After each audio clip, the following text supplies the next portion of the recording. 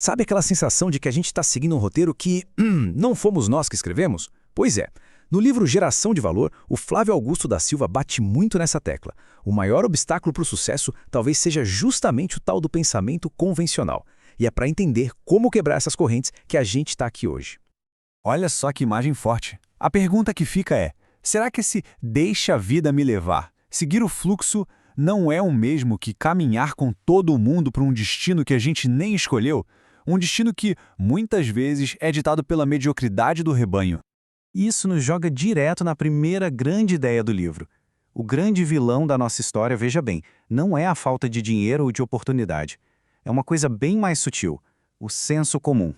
E aqui está o pulo do gato. O livro redefine o que é o senso comum. Não é aquela sabedoria popular, sabe? É, na verdade, uma prisão mental. São aquelas ideias que todo mundo repete sem nem pensar e que acabam virando verdadeiras algemas que limitam todo o nosso potencial. Essa ilustração aqui é perfeita. Ela mostra exatamente essa mentalidade confortável, meio passiva, que o senso comum incentiva. É muito mais fácil, né? É mais fácil seguir o fluxo do que parar e questionar para onde esse fluxo está realmente levando a gente. E o preço de ficar nessa passividade? Bom, ele é alto.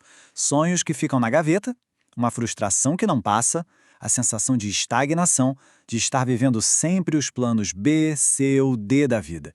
E pior, se alguém tenta sair dessa, a multidão logo aponta o dedo, chama de loucura, só por ousar ser diferente. Tá, mas então, como é que se escapa dessa armadilha? A resposta, segundo o livro, está numa mudança fundamental de perspectiva. Uma mudança na forma de enxergar trabalho e valor. Vamos dar uma olhada nisso. E para começar essa reflexão, a obra nos faz uma pergunta bem direta, que prepara o terreno para a próxima ideia. O que é que tem sido vendido ultimamente? Vale a pena parar um segundinho para pensar nisso. A comparação aqui é bem clara. De um lado, vender o próprio tempo. É um recurso finito, né? Só temos 24 horas por dia. Se não há trabalho, não há ganho. Do outro lado, a alternativa, criar valor. Aqui a gente não vende horas, mas sim uma solução, um produto. O potencial de ganho não está mais amarrado ao relógio, e sim ao impacto que aquilo gera. É a diferença brutal entre ter um emprego e construir um negócio. Essa troca de parar de vender tempo para começar a criar valor é basicamente o coração da filosofia do livro. É uma virada de chave mental muito forte. Fica a reflexão: de que lado dessa balança cada um de nós se encontra hoje? Seria ótimo ler as opiniões sobre isso nos comentários.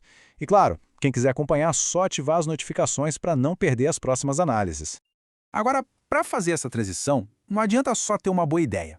É preciso cultivar uma mentalidade nova. Então vamos avançar para entender como se constrói isso, focando na autorresponsabilidade. Essa citação do livro é um soco no estômago de qualquer desculpa. Ela nos lembra que, olha, o ponto de partida não define o destino. O que realmente importa é que as chances existem para todo mundo. E ter uma mentalidade protagonista é sobre agarrar essas chances e não ficar lamentando as circunstâncias. E essa imagem ilustra isso de um jeito brilhante. Enquanto a maioria está ali, esperando na fila do elevador quebrado, reclamando da vida, o protagonista da própria história não espera. Ele vai lá, encontra um caminho alternativo, sobe pelas escadas, ele cria a própria rota. O caminho, então, é esse aqui. Começa parando de culpar os outros e abandonando aquela autopiedade. A partir daí, a gente para de esperar por chances e começa a criar as próprias. E o mais importante, transformar todo o conhecimento em ação, porque é a ação que é o verdadeiro combustível da mudança. Com isso, a gente chega na metáfora final do livro, que é basicamente uma escolha que cada um de nós precisa fazer. Um momento de autoavaliação bem direto. E a imagem coloca essa escolha de forma muito clara. A gente pode ser mais uma galinha no meio da multidão, sabe? Ciscando no mesmo lugar, seguindo o bando. Ou a gente pode ser a águia, que se destaca, que enxerga o horizonte e que voa muito, mas muito acima do senso comum. No fim, a análise nos deixa com essa pergunta, né? Uma pergunta que não tem resposta certa ou errada. Só a resposta que cada um vai dar para si mesmo. Qual será o voo de cada um de nós? Se essa reflexão de hoje fez sentido e trouxe alguma inspiração, não esquece de curtir e seguir o canal Pneuma BR para a gente continuar com mais conteúdos que desafiam o óbvio.